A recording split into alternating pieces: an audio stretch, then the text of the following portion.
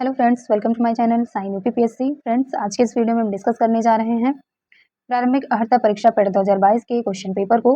ये आपका एग्जाम जो हुआ था ये 16 अक्टूबर 2022 को हुआ था। ये सेकंड शिफ्ट का पेपर है। फ्रेंड्स, अगर आप UP triple S C PET 2023 का एग्जाम देने जा रहे हैं तो आपके लिए ये वीडियो बहुत ही बेनिफिशियल होने वाली है।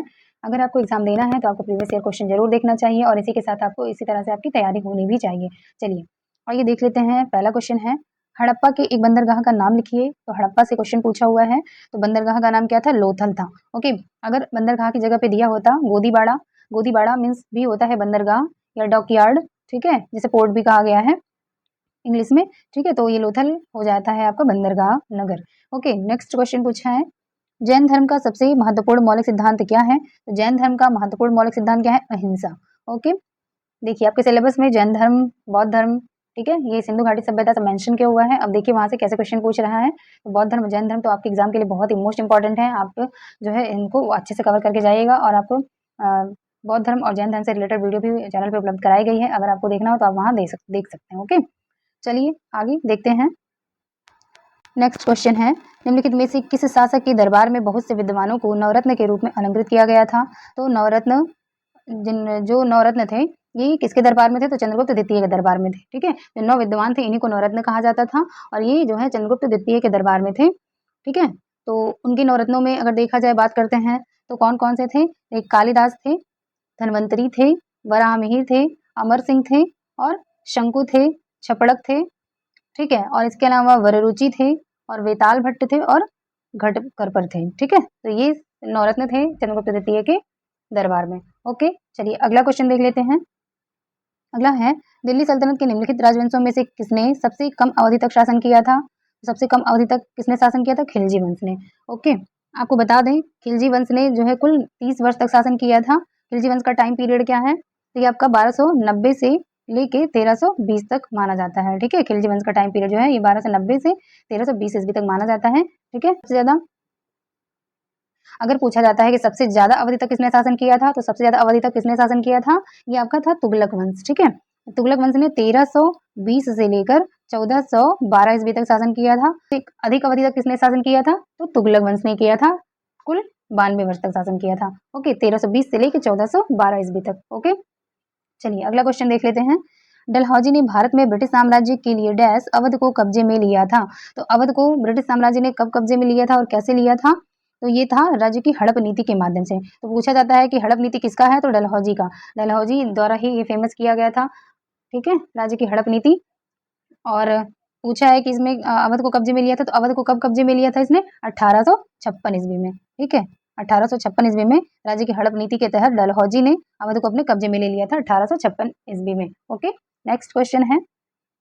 अगला है, निम्नलिखित में से किनके द्वारा 1857 की क्रांति की शुरुआत की गई थी? तो 1857 की क्रांति की शुरुआत जो है ये सिपाहियों द्वारा की गई थी, द सिपाही म्यूटिनी इसलिए इसको कहा जाता है। तो ये आपको बता दें कि क्रांति की जो शुरुआत हुई थी 1857 की, क्रांति की शुरुआत कब हुई थी? ये 10 मई 1857 को कहाँ से हुई थी? मेरठ से हुई थी।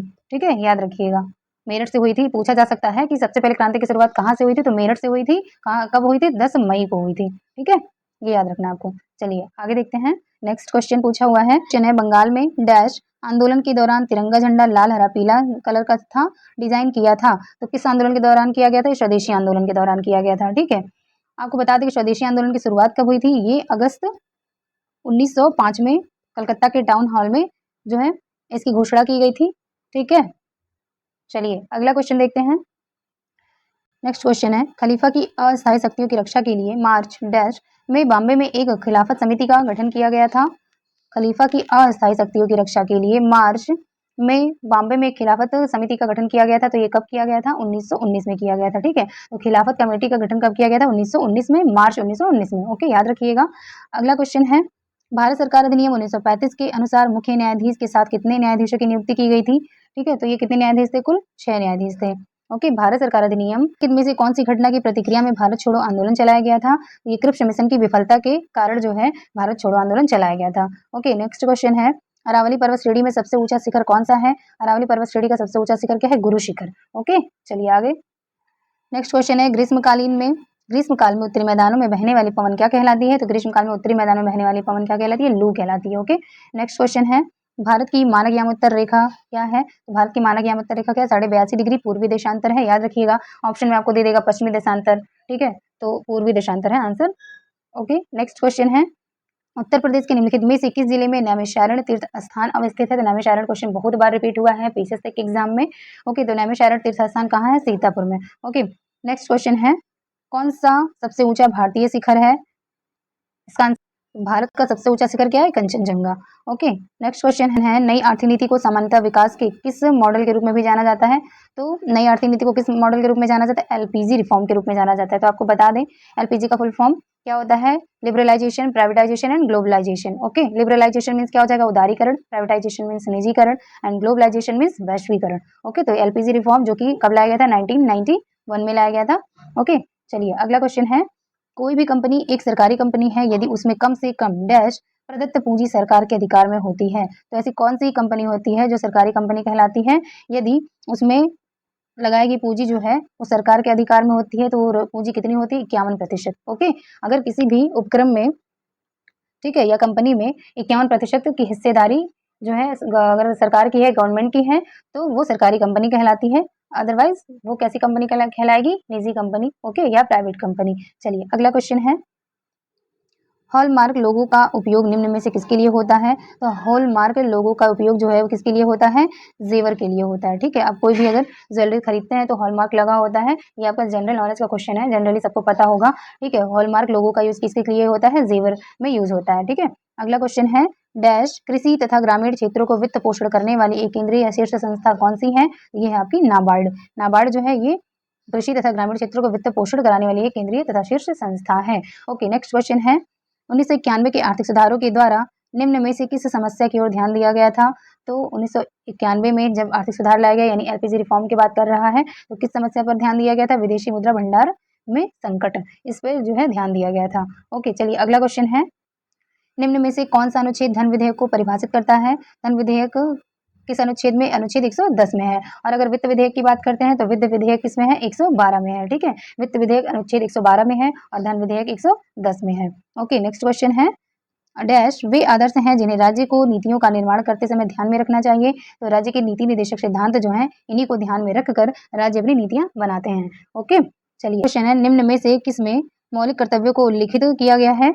मौलिक कर्तव्यों का उल्लेख किस भाग में है? भाग 4 क में है, part 4A। Okay, next question है, भारतीय संविधान का अनुच्छेद 343 किसके बारे में है? अनुच्छेद 343 जो है वह संघ की भाषा के बारे में बताता है। ठीक है, अगला क्वेश्चन है, निम्न में से कौन सी सर्वोच्च न्यायालय के न्यायाधीश की सेवानिवृत्ति की सही आयु है? यानी सर्वोच्च न्यायालय का न्यायाधीश कितनी वर्ष की आयु में सेवानिवृत्त हो जाते हैं? ये 65 वर्ष।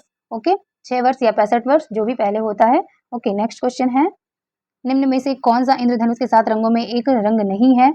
तो कौन सा नहीं है? सफेद नहीं है। आपको पता होगा VIBGYOR।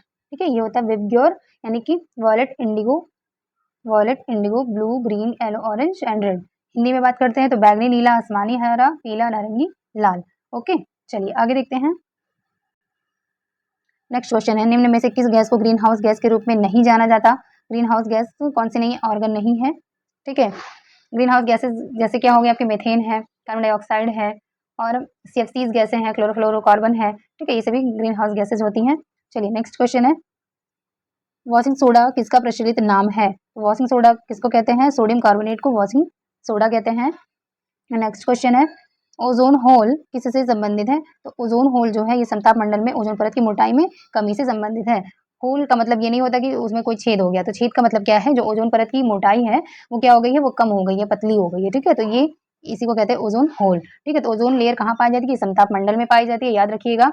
और डॉप्शन जो होता है, डॉप्शन, ये डॉप्शन जो है किसके मापन की इकाई है? तो ये ओजोन परत की मोटाई नापी जाती है डॉप्शन से, याद रखिएगा। ओके, चलिए अगला क्वेश्चन है, पौधे अपने पोषक तत्व मुख्यतः कहाँ से प्राप्त करते हैं? तो पौधे अपने पोषक तत्वों को कहाँ से? मिट्टी से प्राप्त करते हैं। ओके, नेक्स्ट क्वेश्चन है आपका मैथ का क्वेश्चन है, इसमें क्वेश्चन दिया हुआ है 6.25 minus 2.23 into 3.35 minus 2.23 plus 0.0016 minus 2.987 is equal to, solve करेंगे आंसर क्या आ जाएगा? 1.517। ओके, नेक्स्ट क्वेश्चन है, किसान विकास पत्र में मनोज की बचत का 1/3 हिस्सा पब्लिक प्रोविडेंट फंड में उसकी बचत के आधे के बराबर है। यदि उसके पास कुल बचत के रूप में 1,50,000 है तो उसने पब्लिक प्रोविडेंट फंड में कितने की बचत की है। इसको सॉल्व कर लेंगे, आंसर क्या आ जाएगा 60,000 रुपए। ओके, नेक्स्ट क्वेश्चन है।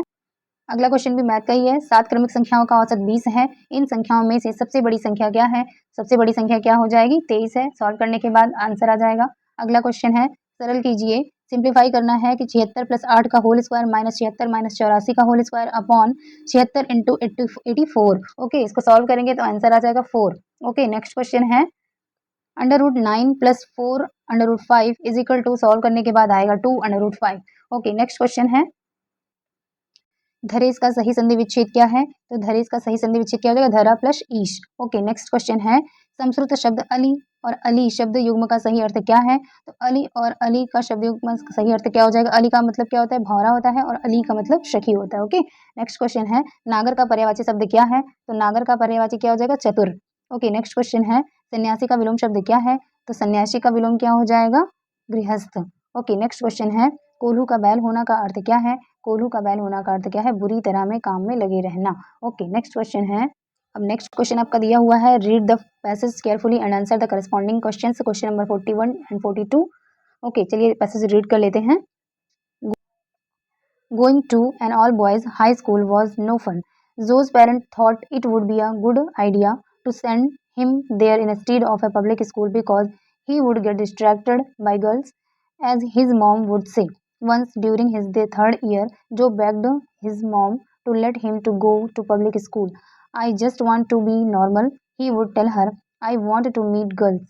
I don't want to be weird, but his words always fell on deaf ears. Mom always said that Joe had plenty of time to go on dates after high school and that he needed to concentrate on his schoolwork. This usually made him very sad, but like a good kid, Joe just nodded his head and went on with his studies. That all changed one day when Joe met Karaman, who lived just 2 blocks away from him. One day he ran into her at the market by chance. They had gone to kindergarten together. They were also of the same age. She was in Joe's class and she remembered Joe too. After about 2 weeks, they were going steady. Joe was so happy but had to hide his relationship from his parents, which was okay because Karaman was hiding him from her family too. Are you kidding me? Karaman said. They would kill me if they know I had a boyfriend. Everything was going great for a time, but Joe's mom was right. His grades started sleeping and he soon was on academic probation because he was spending too much of his free time with Karaman. She also dropped a grade or two. As a result, both of them had to go to summer school to improve their grades. But Joe did not care. He was in love and that was all that mattered at the time. Much later, he came to realize his mom was right. आइए इससे related question देख लेते हैं। तो पहला question है paragraph से related, Joe's mother did not want him to go to public school because, क्यों नहीं भेजना चाहती थी, Joe would get distracted by girls. Okay, अगला क्वेश्चन है where did Joe meet Carmen, कहाँ मिला था कैरमन से, तो मार्केट में मिला था। अगला क्वेश्चन है choose the correct synonyms random, तो रैंडम का सिनोनिम्स क्या हो जाएगा, एक्सीडेंटल। ओके, नेक्स्ट क्वेश्चन है choose the correct antonyms beautiful, beautiful का एंटोनिम्स क्या हो जाएगा, अगली। ओके, अगला क्वेश्चन है give one word substitute of sensitiveness to the action of particular food, तो sensitiveness to the action of a particular food क्या कहलाता है, एलर्जी कहलाता है। ओके, चलिए अगला क्वेश्चन है, तो नेक्स्ट क्वेश्चन रीजनिंग का है 46 का। फाल्गुनी की ओर इशारा करते हुए हार्दिक ने कहा, इनके इकलौते भाई का पुत्र मेरी पत्नी का भाई है। फाल्गुनी किस प्रकार हार्दिक से संबंधित है, सॉल्व करेंगे तो आंसर आएगा ससुर की बहन है। अगला क्वेश्चन यानी sister of father in law. Okay, next question है दिए गए विकल्पों में से असंगत का चयन कीजिए, ये भी रीजनिंग का ही है, तो जो आपका ऑप्शन दिया हुआ था उसमें से आंसर आपका क्या हो जाएगा 4125।